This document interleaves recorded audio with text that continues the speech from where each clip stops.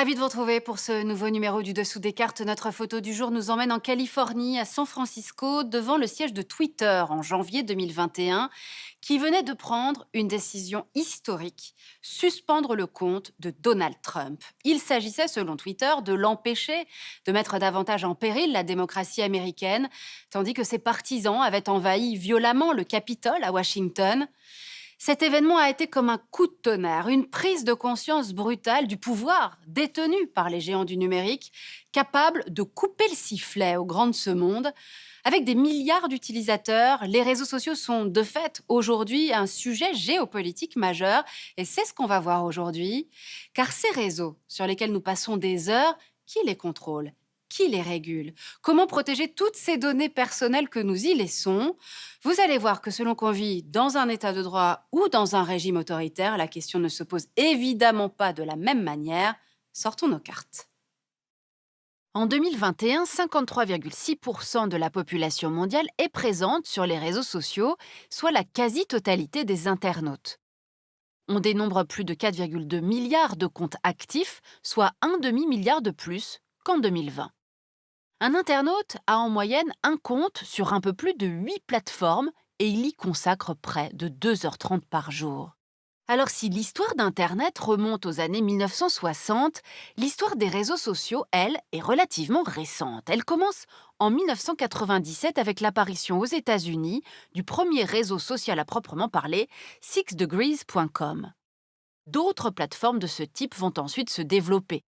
En 2002, c'est le cas de Friendster, suivi en 2003 par MySpace, avant que n'apparaissent les géants que l'on connaît aujourd'hui, Facebook en 2004, YouTube et LinkedIn en 2005 ou encore Twitter en 2006. Ces réseaux sociaux, qui ont fait la fortune de la Silicon Valley en Californie, ont très rapidement su recruter des abonnés bien au-delà des États-Unis.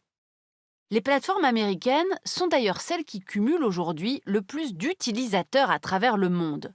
2,7 milliards pour Facebook, 2,3 milliards pour YouTube, 2 milliards pour WhatsApp, 1,3 milliard pour Facebook Messenger, 1,2 milliard pour Instagram, 740 millions pour LinkedIn ou encore 353 millions pour Twitter, très influent en raison de son succès auprès des milieux politiques et médiatiques. Pourtant, il existe d'immenses territoires où les géants américains ne sont pas ou peu présents, et ce, on va le voir pour deux types de raisons. Technique d'une part, lorsque la connexion à Internet, la qualité du débit ou l'accès à du matériel adéquat n'est soit pas possible, soit trop coûteux. C'est le cas d'une partie du continent africain, où la part de la population présente sur les réseaux sociaux oscille entre 8 et 16%, à l'exception de l'Afrique du Nord, 45%, et de l'Afrique du Sud, 41%. Il y a d'autre part des raisons politiques à cette géographie des réseaux. À cet égard, le cas de l'Iran est intéressant. Instagram y est la plateforme préférée des internautes. Une performance assez inattendue quand on sait que Facebook, Twitter ou encore YouTube y sont bloqués par les autorités depuis des années. Les gardiens de la révolution ont en revanche encouragé l'émergence de solutions locales pour tenter de garder Internet sous contrôle. En 2018 déjà, le guide suprême qui détient le vrai pouvoir en Iran, l'ayatollah Khamenei, a ainsi recommandé à ses abonnés d'utiliser des messageries développées en Iran comme Gap ou encore Soroush. L'élection en juin 2021 d'un président ultra-conservateur, Ebrahim Raisi, devrait accentuer cette tendance. En Russie, à présent, la situation est un peu différente. Les applications américaines n'y sont pas bloquées, à l'exception de LinkedIn. Ainsi, le principal opposant à Vladimir Poutine, Alexei Navalny, n'hésite pas à s'appuyer sur sa chaîne YouTube, suivie par près de 6,5 millions d'abonnés, pour diffuser ses vidéos dénonçant l'autoritarisme et la corruption du clan au pouvoir. En janvier 2021, son documentaire intitulé « Le palais de Poutine, histoire du plus gros pot de vin du monde », montrant des images d'une immense propriété située au bord de la mer Noire, a rassemblé plus de 100 millions de vues sur YouTube. Pour autant, des acteurs russes des technologies ont su très tôt, et ce sans soutien des autorités, développer leurs propres réseaux sociaux. Ces derniers, essentiellement utilisés en Russie et aujourd'hui surveillés de près par Moscou, sont également présents en Europe de l'Est. On peut par exemple citer Vkontakte, le Facebook russe, Abkarriera, un équivalent de LinkedIn pour les experts du numérique, ou encore Rutube, équivalent de YouTube. À présent, le cas chinois, qui se distingue tout particulièrement bien sûr, à la fois par son contrôle strict de tout ce qui circule sur Internet, par le blocage des plateformes sociales américaines et surtout par sa capacité à développer des systèmes 100% chinois. Son réseau social, WeChat, est ainsi incontournable dans la vie des Chinois. Il s'agit d'une plateforme rassemblant des outils similaires à Facebook et Instagram, tout en y intégrant des sites de e-commerce chinois comme Alibaba. WeChat talonne aujourd'hui le géant américain Instagram en termes de nombre d'utilisateurs, 1,2 milliard tous les deux, et commence à s'implanter au-delà du territoire chinois. Mais à l'été 2021, Pékin a repris en main les géants de la tech chinoise en limitant leur puissance et leur influence. WeChat est central dans la stratégie chinoise de contrôle de la population et dans le but de diffuser un modèle chinois afin que les valeurs occidentales et l'espace informationnel mondial ne rentrent pas en Chine. Alors voyons maintenant un peu plus en détail comment ce modèle numérique chinois, totalement contrôlé par le pouvoir, s'est mis en place. Dès 1998, la Chine a érigé une grande muraille numérique. Une stratégie qui lui permet de bloquer non seulement de nombreux sites étrangers, comme Facebook, YouTube ou encore Twitter, mais également de contrôler de très près ce qui se passe sur le web chinois. Ainsi, lorsque les internautes font une requête sur le web, les trois quarts du trafic restent à l'intérieur du territoire de la Chine. Le reste est dirigé vers les États-Unis.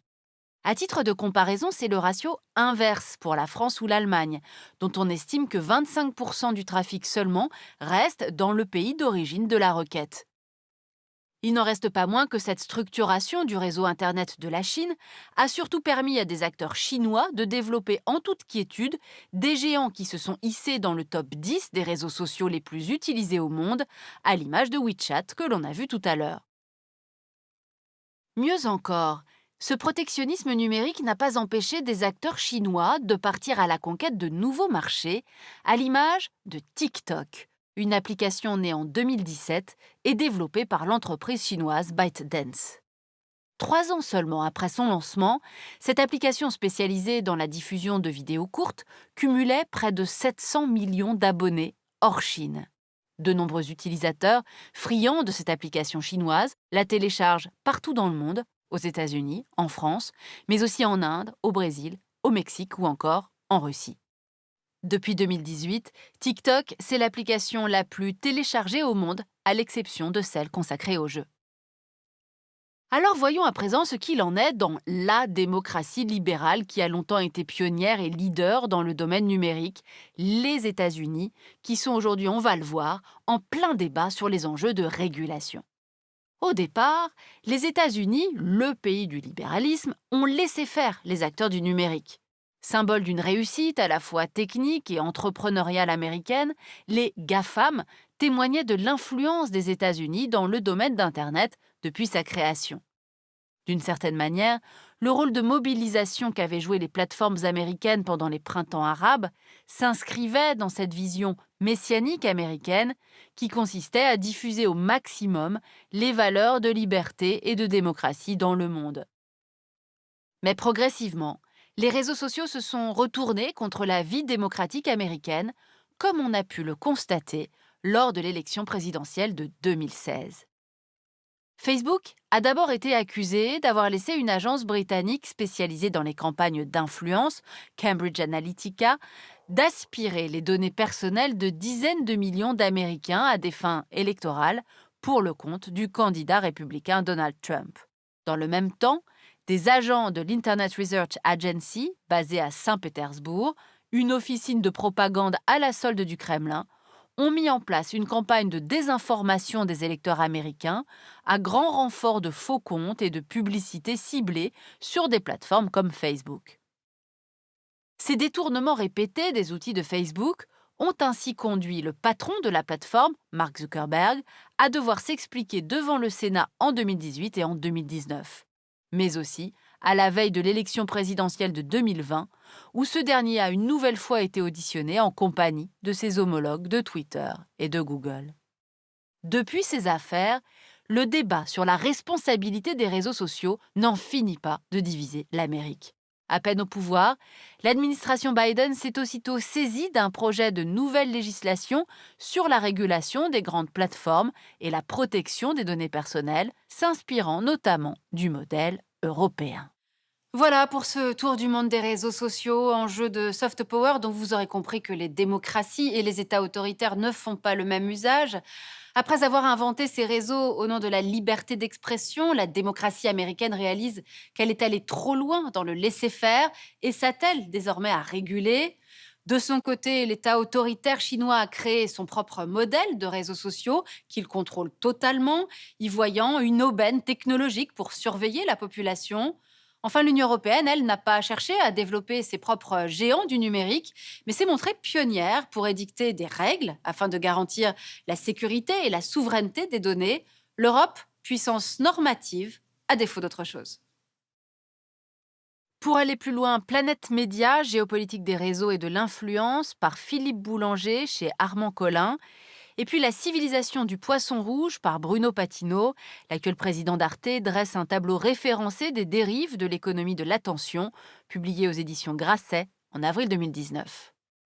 Ainsi s'achève ce nouveau numéro du Dessous des cartes. Rendez-vous bien sûr la semaine prochaine, même endroit, même heure. Et d'ici là, n'oubliez pas notre site internet arte.tv sur lequel vous retrouverez notamment nos leçons de géopolitique. À bientôt.